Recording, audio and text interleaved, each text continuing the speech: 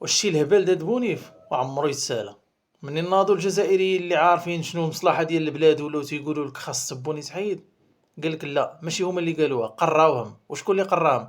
واحد من المروك. سمعوا معايا وتعرفوا شكون هو.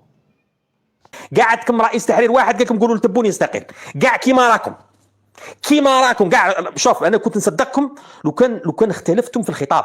راكم كاع اكل اللي راكم في الخارج، سواء هشام عبود، سواء عبدو السمار، سواء بن زديره، سواء سقلاب، سواء نتايا فلان كاع في نفس الليله عدتوا طالبوا تبون بالاستقاله.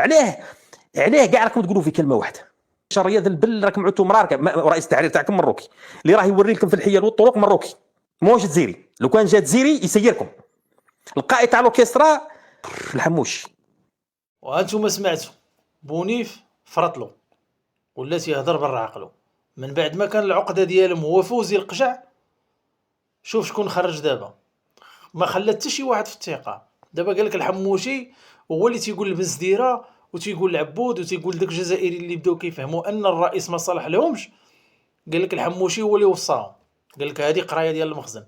وباش عجبني قال لك كون يسيركم جزائري، الجزائري راه مسيركم، راه باين حالكم. سد